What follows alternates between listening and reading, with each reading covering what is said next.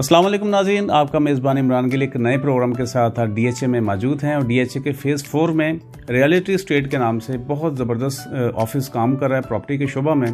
और इनके CEO आज हमारे गेस्ट हैं, उनसे बातचीत करते हैं उनकी ज़िंदगी के इस सफ़र में जो उन्होंने प्रॉपर्टी में वक्त गुजारा, कैसा सफ़र रहा, कैसे कामयाबियाँ हासिल की, कैसे उन्होंने एक टीम क्रिएट की और कैसे DHA के जो तमाम ग्रुप बना है, रियलिटी फाउंडर ग्रुप जो है ये उसके एक्टिव मेंबर भी हैं। जो DHA का रियलिटी ग्रुप है उसी के ये मेंबर हैं और इस वक्त बहुत सारी बातें आज हम इनसे करेंगे, हम भी जानेंगे, आप भी जानें। बात करते हैं सर। अस्सलाम वालेकुम। जी वालेकुम अस्सलाम। सर एक दफ़ा आपने देखने वालों को, व्यूवर्स को ज़रा हाथ ला कर सलाम कर दिया, आपको तमाम DHA देख रहे हैं जी। सर आपसे सबसे पहले ये बात करें कि आपकी जो ग्रुप है DHA रियल्टर्स ग्रुप, सर उसमें क्या खिदमात है सर? देखें जी, DHA रियल्टर्स हमने कोई 2 साल पहले स्टार्ट किया था और वो हमने स्टार्ट इसलिए किया था कि बेसिकली हम कुछ 7-8 फ्रेंड्स ने मिल के ये देखा और ये रियलाइज़ किया कि पिछले ऑलमोस्ट 20 साल से जी कि DHA के जो मामलात थे और DHA के की जो परफॉर्मेंस थी एज रियल्टर्स वो बड़ी कमज़ोर पड़ती जा रही थी, क्योंकि उसकी ज़ाहिर है कि हर एक चीज़ की एक बेस होती है। तो हम ये समझते थे कि हमारे बुज़ुर्ग जो थे, हमारे जो बड़े थे, जो काम कर रहे थे पिछले काफ़ी सालों से, वो अपने अंदाज में काम कर रहे थे। हम उनके अंदाज को बुरा नहीं कहते, हम उनके अंदाज को बल्कि खराज तहसीन पेश करते हैं। हर एक ने अपने तय अच्छी कोशिश की। अब कोशिश का क्राइटेरिया है, कुछ लोग बहुत ज़्यादा बेहतर अंदाज में कोशिश करते हैं लेकिन उस कोशिश का रिजल्ट नहीं मिल सकता। कुछ लोग थोड़ा स्मार्ट वर्क करते हैं और कम कोशिश करते हैं लेकिन अल्लाह ताला उसमें उसको रिजल्ट दे देता है जी। तो हमने इन तमाम चीज़ों को रियलाइज़ करते हुए कुछ दोस्तों का ग्रुप हमने इकट्ठा किया और हमने DHA रियल्टर्स के नाम से हमने उसकी बुनियाद रखी और उसके ऊपर हमने स्ट्रगल की। हमने मेहनत अल्लाह ताला ने हमसे करवाई, कोशिश हमने की। और कहने को तो ये था कि लोग हमें कहते थे कि शायद इनको कोई 50 वोट भी ना दे, लेकिन अल्लाह की ज़ात बहुत बड़ी है और अल्लाह ताला की ज़ात ने हमें बहुत बड़े बड़े सतूनों के सामने अल्लाह ताला की ज़ात ने हमें कामयाबी से नवाजा। जी बिल्कुल सर, बहुत शुक्रिया। आज के हमारे गेस्ट जो इस वक्त हम बातचीत कर रहे हैं और आज की बातचीत आप लोगों के लिए बहुत मुफीद होने वाली है। रियलिटी स्टेट के CEO हैं और इस वक्त जो हम बातचीत करेंगे आज एसोसिएशन के वाले से भी बातचीत करेंगे और जो हमारी हुक्मरान एसोसिएशन की जो टीम है रियलिटी ग्रुप्स के नाम से DHA रियलिटी ग्रुप्स, और उन्हीं के आज एक्टिव मेंबर उनके साथ हम बातचीत कर रहे हैं। और इंशाल्लाह इस वक्त भी इनकी गवर्नमेंट मौजूद है यहाँ पे, इन्हीं की एसोसिएशन जो उसमें मतलब कि इनकी हुक्मरानी है तमाम DHA के तमाम मामलात में, और भी बहुत कुछ जानेंगे। सर ये बताएं कि बहुत कुछ आपने किया, आपके टेन्योर में क्या क्या ऐसी चीज़ें जो इस वक्त आपके ग्रुप के ज़रिए से मज़ीद अमेंडमेंट हुई और मज़ीद बेहतरी हुई, कुछ अपनी अचीवमेंट्स के बारे में बताएं, कुछ आने वाले वक्त में जो प्लान है आपके जो इस टेन्योर में भी मौजूद है और नेक्स्ट भी आप प्लान रखते हैं, कुछ थोड़ा सा वो भी शेयर कीजिए प्लीज़। देखिए जी, जो पिछले 2 साल से आप इसमें एक ख़ास तौर पे मैं आपको 2 चीज़ें बताता चलूँ कि जब DHA रियल्टर्स ने एसोसिएशन की बागडोर संभाली और फॉर्चुनेटली और अनफॉर्चुनेटली शायद आपको इस बारे में इल्म होगा, मैं बहुत सारी बल्कि बहुत सारी नहीं बल्कि मैं एक ख़ास पॉलिटिकल ग्रुप का एक बड़ा मेजर पार्ट रहा हूँ और I don't want to mention the name, क्योंकि आप अभी किसी और के ऊपर शेयर नहीं करेंगे आप काम करें।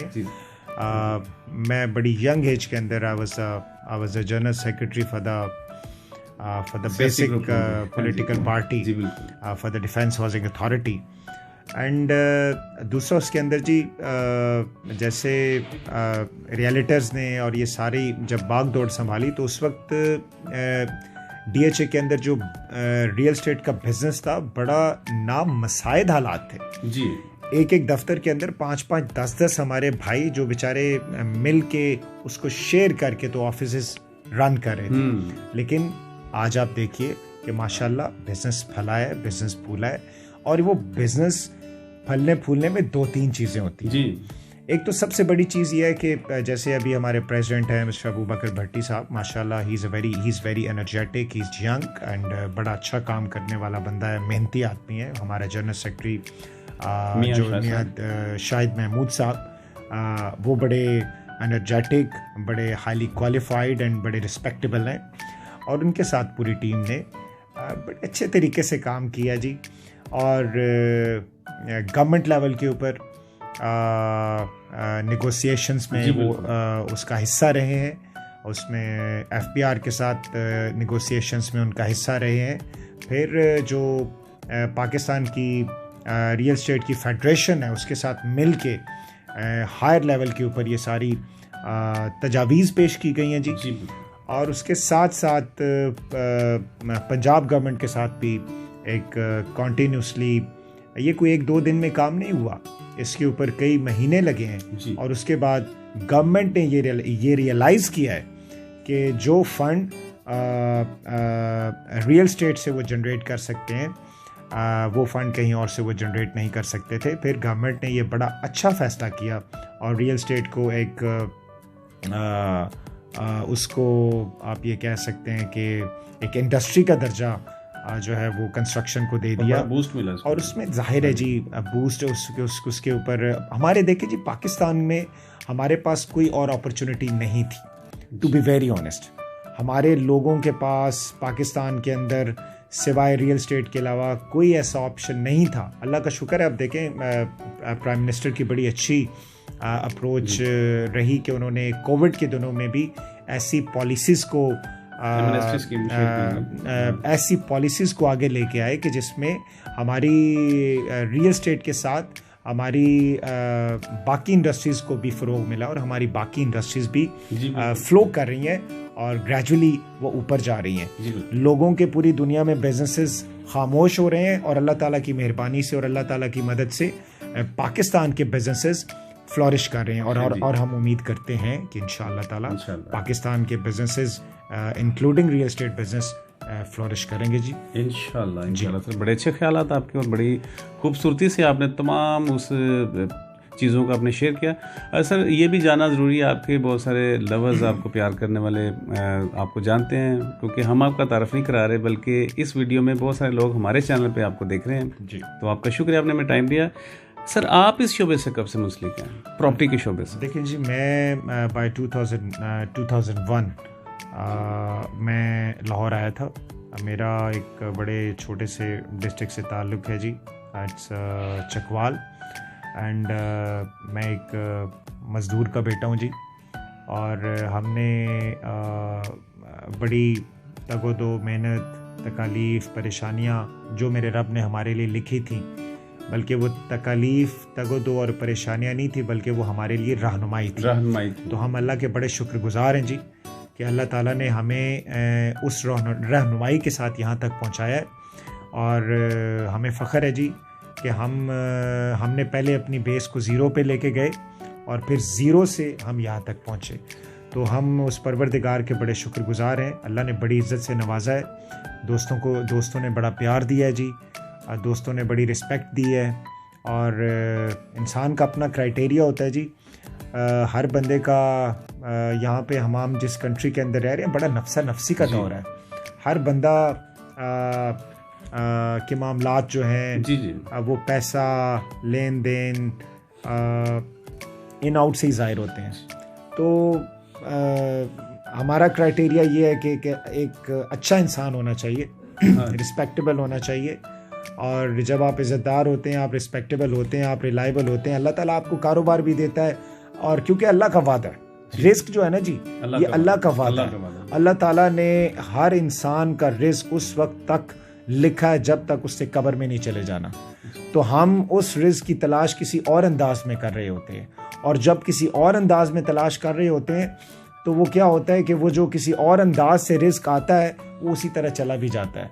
लेकिन बेसिक जो है कि अल्लाह ताला जो है वो ये उसने लिखा होता है। डेस्टिनी जो है ना, I have a very strong believe on the destiny जी। डेस्टिनी आपको जो है ना वो आपको नहीं पता होती, लेकिन अल्लाह ने बनाई होती है कि किस बंदे को कहाँ पे पहुँचाना है, क्योंकि आप जब आपकी रूह इस दुनिया में नहीं भी आई होती तो उस वक्त खुदावंद आलम ने उस रूह के अंदर डाल दिया होता है कि इसने क्या करना और क्या नहीं करना, और वहाँ पे उसके सवाल जवाब उसके साथ शामिल होते हैं। तो हम we have a very strong believe, जो भी आज जिस हालात में भी हैं, अल्लाह के बड़े शुक्रगुजार हैं जी। जी ये तो जी सर, बहुत सारी चीज़ें आप शेयर की हैं और भी हमें आपसे बहुत कुछ जानना भी। सर, रियलिटी एस्टेट आपका ब्रांड है, आपके ऑफिस का नाम है, और एक बहुत बड़ी टीम आपके साथ काम कर रही है और डीएचए में ही कर रही है, और आप डीएचए में तकरीबन 2001 से काम कर रहे हैं। सर, इसके आगाज़ कहाँ से हुआ? इस वक्त माशाल्लाह से एक नाम है रियलिटी एस्टेट का। सर, इसके बारे में भी थोड़ा सा बताएं, रियलिटी एस्टेट के बारे में कुछ बताएं। देखें जी, मेरा आगाज़ था, मुझे सारे दोस्त जानते हैं, मेरे ख्याल में जितने अगर 900,000 हमारा रियलिटर है जो रजिस्टर्ड है माशाल्लाह, तो वो आलमोस्ट मेरे सारे दोस्त मुझे जानते हैं, और मेरी वो नेचर से भी वाकिफ़ है, क्योंकि मैंने सबके साथ बड़ा बिजनेस किया हुआ जी, किसी के साथ थोड़ा, किसी के साथ कम, तो वो मेरे लिए बड़े काबिल एहतराम है। तो बजाय कि मैं अपने इंटरव्यू में मैं बताऊं कि मैं क्या हूं, मेरे ख्याल में वो जो मुझे देख रहे हैं वो मुझे इस इंटरव्यू से पहले ही मुझे बड़ी अच्छी तरह से जानते हैं, और सब हमें बताते रहते हैं सर आपके बारे में। रियलिटी स्टेट जी, ये मैं basically I'd been started work with the Chauhan state, and I'd been work with the Chauhan Saab like 10 to 11 years, and by 2013 I've started my own business, and I've decided myself कि I have to started my own business। हर एक बंदे का एक हक है, तो मैंने एक बस उसकी स्टार्ट किया, बल्कि स्टार्ट किया क्या, मैं आपको एक मज़े की बात बताऊं कि मेरे साथ एक लड़का है, मेरा भाइयों की तरह टीम, आबिद, तो उसने मुझे एक ऐसी एडवाइस किया, कहते हैं कि साहब आप क्यों नहीं अपना काम शुरू कर देते। मैंने कहा अच्छा जी, अपना काम शुरू कर देते। तो उस वक्त बस कुछ थोड़े से ही पैसे थे, उन थोड़े से पैसों से बस स्टार्ट कर दिया, तो बस अल्लाह ताला ने उसमें मामलात चलते रहे, और बस फिर सबसे बड़ी एक चीज़ आप याद रखें, इंसान जो है ना वो अपनी नीयत खेलता है जी, वैसे ही है, पैसा नहीं खेलता, नीयत खेलता है।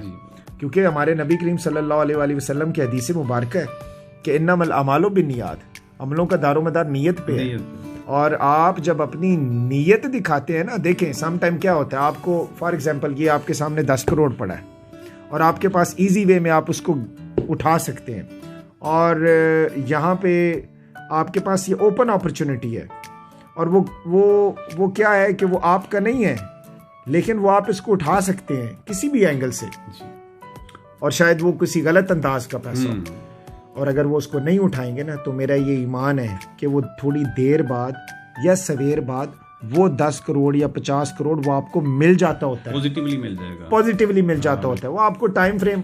ये देखें जी, पैसा आप मेरी बात सुने, हम जिस हर बंदे के अपने एक पैटर्न्स होते हैं लाइफ के। लोग जैसे बिल गेट्स कहता है कि जी जीना, गरीब पैदा होना कोई बुरी बात नहीं है, गरीब मर जाना कोई बुरी बात है। बहुत बड़ा कॉल है ये उसका नहीं, ये उसका कॉल है, वो भी एक इंसान है ना जी, बिल गेट्स भी एक इंसान है, वो कोई फरिश्ता नहीं है। अगर उसने ये बात की है तो इसके ऊपर को 100% आप उसके ऊपर इम्प्लीमेंटेशन नहीं कर सकते। हम बीइंग अ मुस्लिम, हमारे ईमान कुछ और हैं जी, हमारे पास हमें ये यकीन है कि जब तक हमने मौत की दहलीज तक नहीं पहुंचना, हमें वो रिस्क मिलना है। हाँ, उसके ऊपर एक चीज़ बड़ी ज़रूरी है, वो है आपकी नीयत, आपकी मेहनत, आपकी स्ट्रगल, आपकी डिवोशन। मैं आपके साथ बैठा हूँ ना, ये मेरी नीयत है।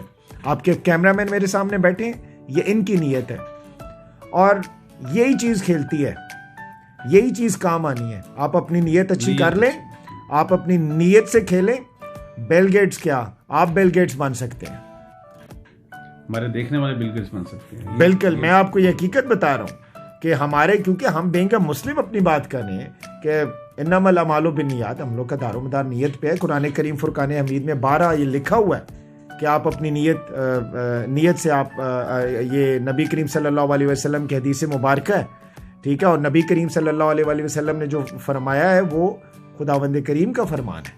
तो हम इस चीज़ पे स्ट्रांग बिलीव करते हैं, और हम जो सक्सेस है, कामयाबी है, किसी को बहुत ज़्यादा मिल जाती है, किसी को बहुत ज़्यादा कामयाबी मिलने के बाद वो डेप्थ पे चला जाता है, गिर जाता है और कहीं ज़मीन पे गिर के आसमान पे पहुंच जाते हैं। हज़रत मूसा अल्लाह ताला से कलाम करते थे ना, अल्लाह से कलाम करते थे, कलीमुल्लाह थे, अल्लाह ताला से कलाम करते थे। तो आपने एक दफ़ा खुदावंद बुजुर्ग बरतर से पूछा कि या अल्लाह जी, क्या आप भी कभी मुस्कुराते हैं? आपने ये वाक़या सुना होगा कि या मेरे परवरदिगार, क्या आप भी कभी मुस्कुराते हैं? तो अल्लाह ताला ने फरमाया कि हाँ मूसा, मैं 2 दफ़ा मैं मुस्कुराता हूँ। एक उस दफ़ा कि जब कोई शख्स को मैं बहुत ज़्यादा इज्जत से नवाजता हूँ, इसमें मैं एक और चीज़ शामिल करता हूँ, इज्जत से नवाजता हूँ बल्कि आजमाइश से नवाजता हूँ, कि मैं उसको इतना नवाज देता हूँ कि वो आजमाइश में पड़ा हुआ है और अब उस बंदे के पैटर्न के ऊपर जब वो बहुत ज़्यादा इज्जत में और बहुत कमाल में चला गया और मैं उसको ज़मीन बोझ करता हूँ और जब मैं ज़मीन पे गिराता हूँ तो मैं उस वक्त मुस्कुराता हूँ कि जो उसके रिस्क और उसके पैसे की वजह से उसकी इतनी इज्जत कर रहे थे, इसका क्या हाल होगा। और नंबर 2, जब को बहुत ही गरीब, मुतवस्सित और छोटा बंदा जिसकी तजलील करते हैं लोग और जिसको ये समझते हैं कि ये कमज़ोर इंसान है, और जब मैं उसको बुलंदी पे लेके जाता हूँ तो मैं हंसता हूँ कि इसके आसपास वाले क्या सोचेंगे। तो अल्लाह बड़ा करीम है सर।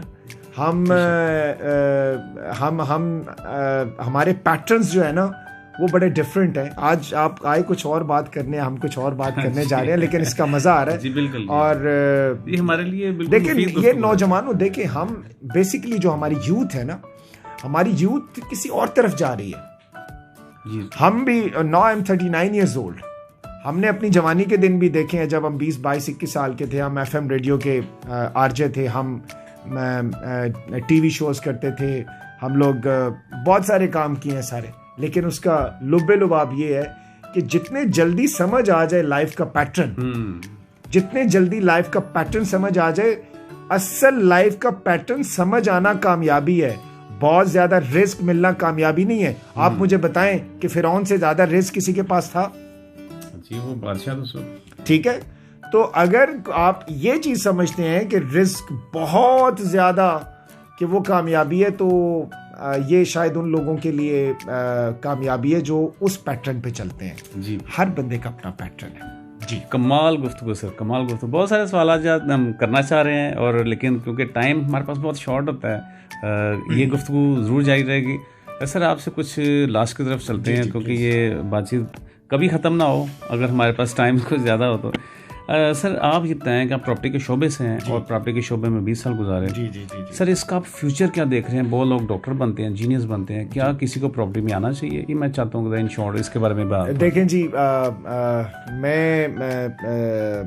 जब मैं गवर्नमेंट कॉलेज चकवाल में था तो मेरा भी दिल करता था कि मैं बहुत हायर एजुकेशन पे जाऊँ, लेकिन शायद मुझे वक्त और हालात ने मौका फ्राहम नहीं किया कि मैं बहुत ही ऊपर जाके स्टडीज़ कर सकूं, क्योंकि मुझे बहुत सारी चीज़ों को देखना था, मुझे सपोर्ट करना था।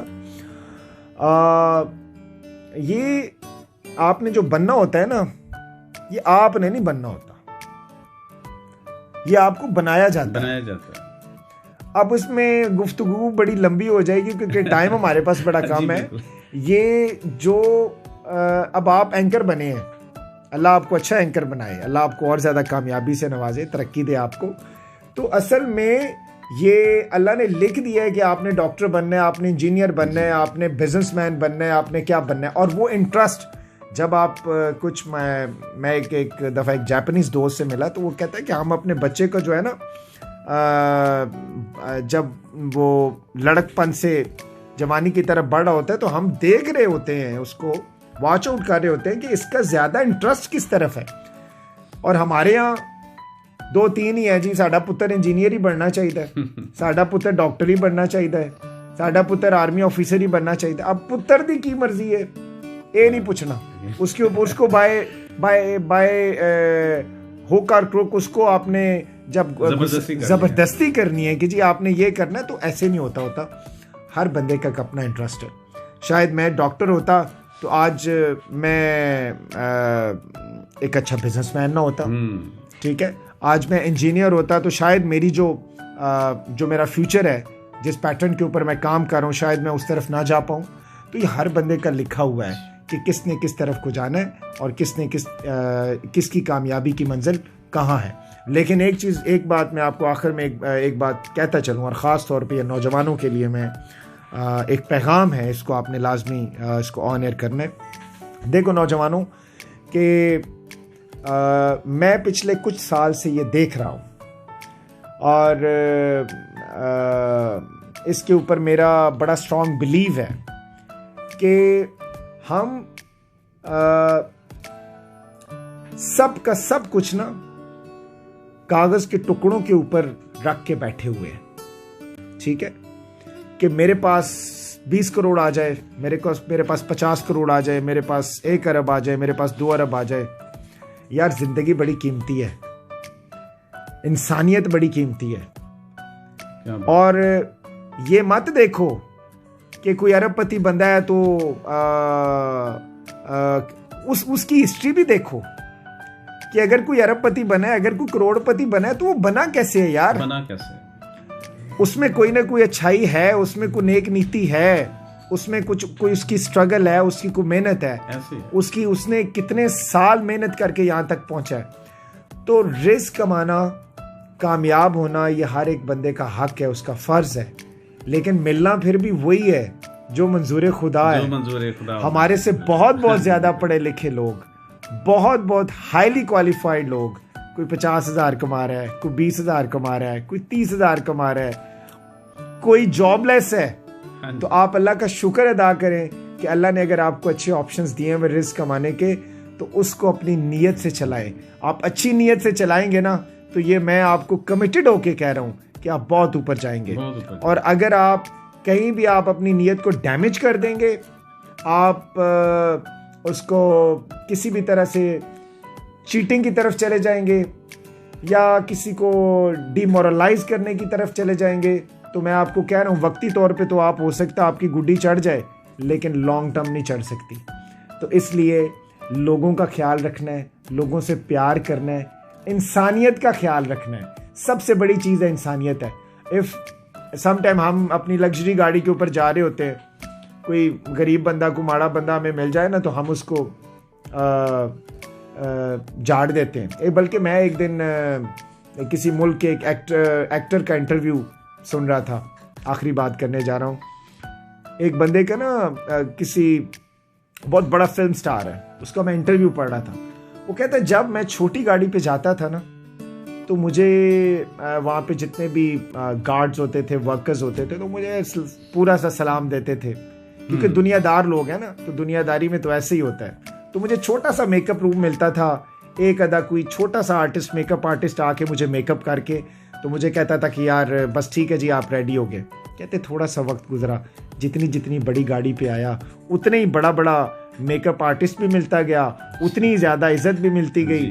और कहता है कि अब मैं जाता हूँ तो क्यू में लोग लगे होते हैं कि जी फलां साहब आ रहे, मैं अब उसका नाम डिस्क्लोज नहीं करूँगा, ठीक है। तो बात ये होती है कि हमने इज्जत करनी है इंसानियत की। आप इंसानियत की इज्जत करें, अल्लाह ताला आपकी इज्जत बढ़ाएगा। अल्लाह पाक इज्जत देगा। इंसानियत ज़रूरी नहीं वो बड़े पैसे वाले बड़े अजीम इंसान होते हैं, और कई बड़े पैसे वाले बड़े कमीने भी होते हैं।